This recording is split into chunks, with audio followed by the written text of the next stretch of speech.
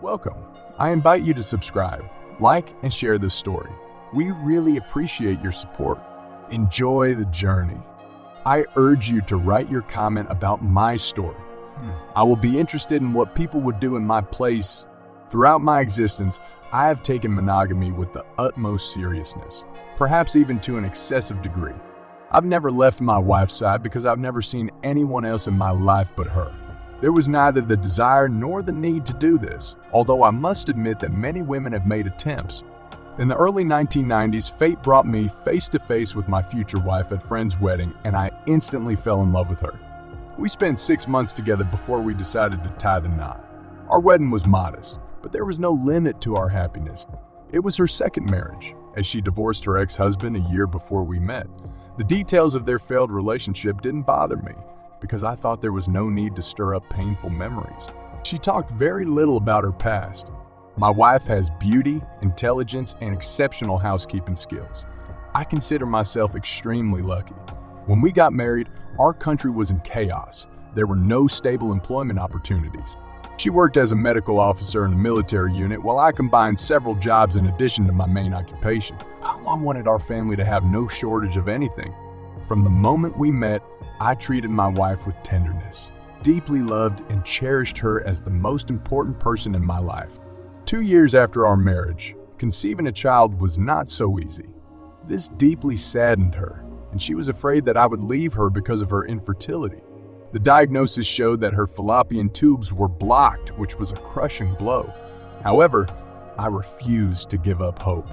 I stood by her side, offering support, encouragement, and unwavering love. I assured her that she was my destiny and I would do everything in my power to help her realize her dream of becoming a mother. I believed that advances in medicine could find solutions. She trusted me, forcing a smile, and I was ready to do everything possible to see her happy.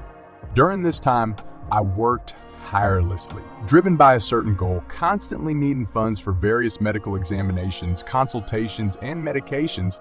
We applied for treatment in different clinics, studied alternative healers, and used all possible ways.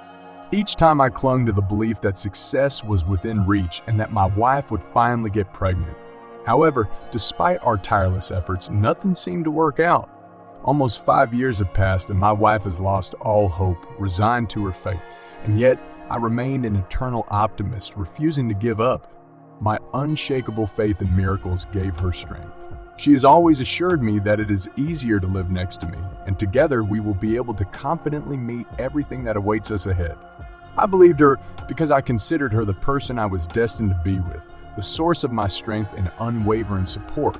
As luck would have it, my wife and I came across an article about the Institute of Human Reproduction and the possibility of artificial insemination. This discovery awakened a new sense of hope in us, pushing us forward in pursuit of our cherished goal. I was ready to move mountains, more than ever determined that this time success would be ours. The operation itself and the subsequent recovery at that time required a lot of financial expenses from us. So I was looking for ways to provide the necessary funds. In our small town, opportunities were limited, but I accidentally came across an ad in the magazine that reserve warriors were looking for people to serve under a contract offering decent compensation and other benefits. They needed people to perform specific tasks in various places, willing to pay handsomely for this work. It so happened that I had the opportunity to serve my military duty in the Marine Corps, and my health was not undermined. Although I did not cherish any great patriotic ideals and did not want to sacrifice my life for the sake of anyone's political interests, I was aware of the potential that this opportunity held for us. I thought about this decision and finally took the chance. My wife, with tears in her eyes, resisted not wanting to let me go. She feared for my safety, expressing fears that the money would be useless if something happened to me. I explained to her that, unfortunately, we were not born into rich families, and in this life, we would not have got anything without our own efforts. I reassured her by emphasizing that the money we were looking for was not intended for trivial purposes, but rather for a noble cause. So I went to distant countries, spending a long time away from home. And yet, I came back triumphant. I was lucky that I kept my life and my conscience intact. Together with my wife, we started the operation, and the miracle that we had been striving for so long finally happened. She became pregnant. Overjoyed, I couldn't contain my excitement. I worked hard, did household chores, helped my wife with the child. It brought me great joy, and in the midst of all this fuss, I hardly noticed the tension. My wife affectionately called me a perpetual motion machine, and I devoted myself wholeheartedly to ensuring the well-being of both her and our daughter. My energy seemed limitless. In the end, I found a stable and well-paid job that meets our needs. I decorated my wife with outfits, gave her a car, moved into a bigger apartment, and went on an annual vacation to the oceans and sea. We spent every spare minute together doing various leisure activities, from hiking and going to the cinema to skiing and skating, and all this so that our girls would never feel bored. Looking back on those days, it seemed that a truck filled with sweets overturned on our street, and we considered ourselves deserving of such luck. 14 years of living together had passed, and while I was thinking about the joyful life we had built, our daughter blossomed in adolescence. Family always came first for me, and everything I did was for the sake of my loved ones. I've never perceived my life as ordinary or monotonous. There have never been any family quarrels, as I actively avoided giving my wife any cause for discontent. Even the slightest displeasure on her part prompted me to seek a compromise. I made a conscious effort to recognize her as a woman, and not a day passed that I did not express my deep love and gratitude to her. Even in our poor days, I always managed to surprise her with thoughtful gestures, flowers, gifts, and small trinkets that she adored. She always appreciated these gestures. Our intimate life also flourished. I considered myself open-minded, believing that we shared complete trust and openness. I tried to be sensitive to my wife's desires and needs and believed that our relationship was harmonious. She herself said that she was completely satisfied. As for jealousy, it has never tormented me. My wife never gave me a reason to doubt her loyalty, despite the fact that she worked as a medical worker in a predominantly male military environment. Sometimes I went on short business trips lasting 1.5 to 2 weeks. I always looked forward to returning home to my beloved, and she greeted me with warmth and joy. One day, I went on an official trip to another place, where I subsequently had to transfer to a connecting flight. Suddenly, my colleagues informed me that the assignment was canceled and I had to go home. I arrived in my city in the afternoon, having bought a large bouquet of roses and champagne. I decided to surprise my wife by forgetting to inform her about my early return. According to my calculations, she was still supposed to be at work while our daughter went to school. Arriving home by taxi, I went to the door with my key.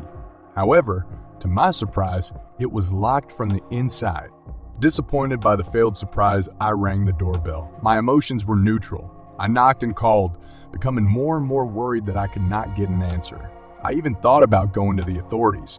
Finally, I heard my wife's voice from outside the door asking, "Who's there?" I replied, "Honey, don't scare me. It's me." The business trip was canceled. I assumed she was either asleep or unwell. She opened the door, but I didn't recognize her. She seemed like a completely different person. Her gaze was distant, as if she was looking through me.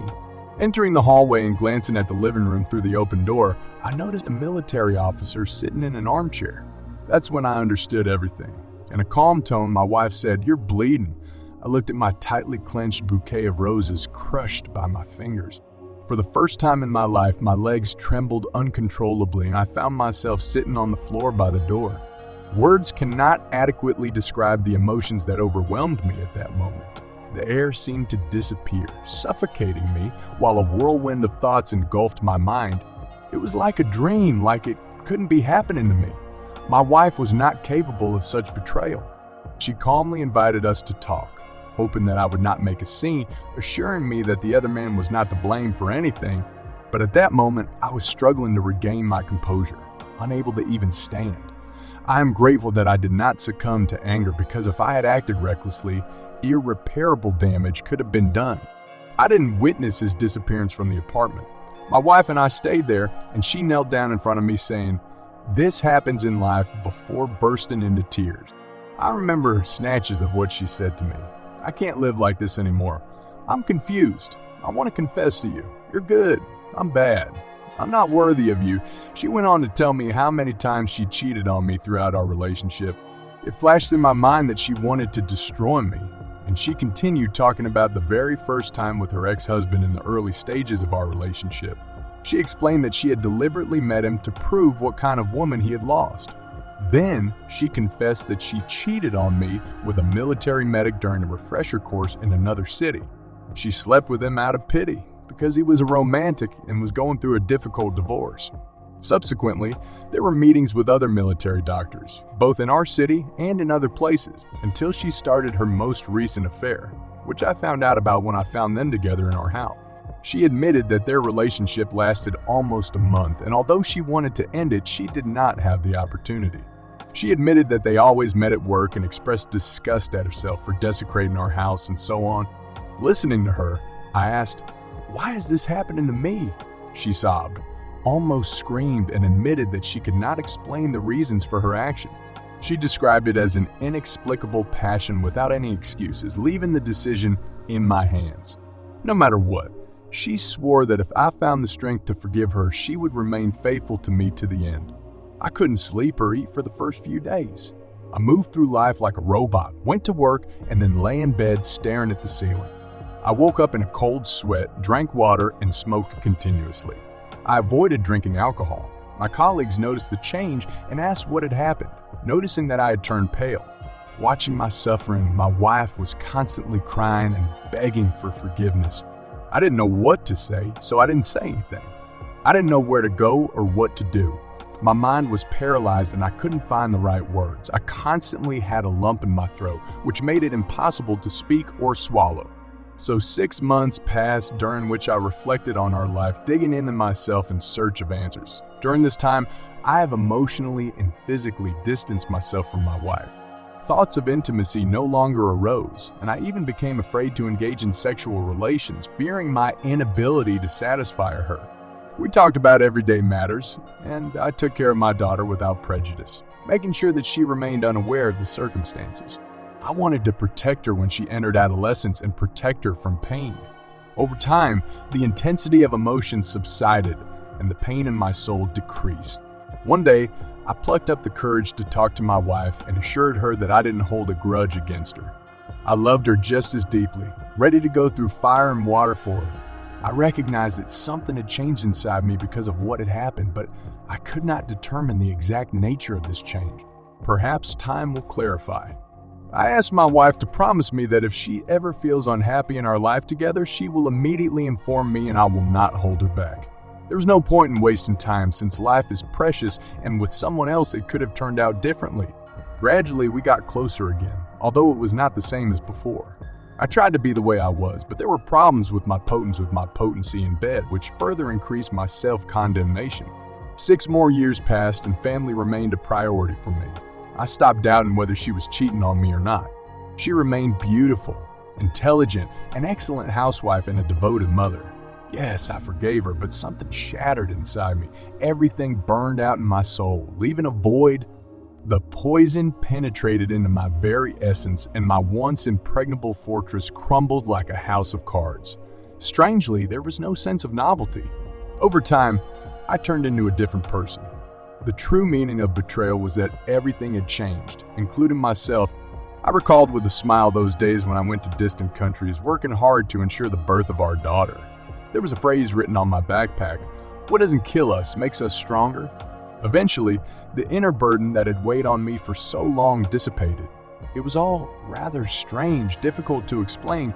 I tried to comprehend and understand what prevented me from changing my life earlier, but I could not find an answer.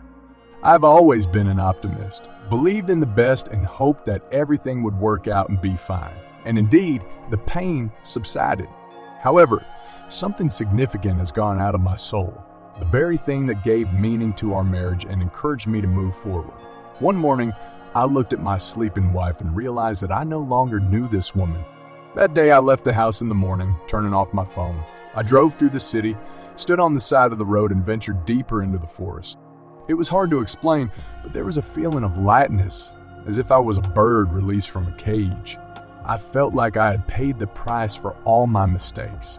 I thought, remembered, and gradually realized my freedom. In the evening, I returned home and shared everything with my wife. We had a long conversation, free from reproaches. She burst into tears and confessed that she had been waiting for this day for a long time. Strangely, I didn't feel sorry for her anymore. I explained to her my current understanding of life, and she shared her own point of view. She repeatedly asked for forgiveness, but I assured her that I had forgiven her long ago. However, I haven't been the person she married for a long time.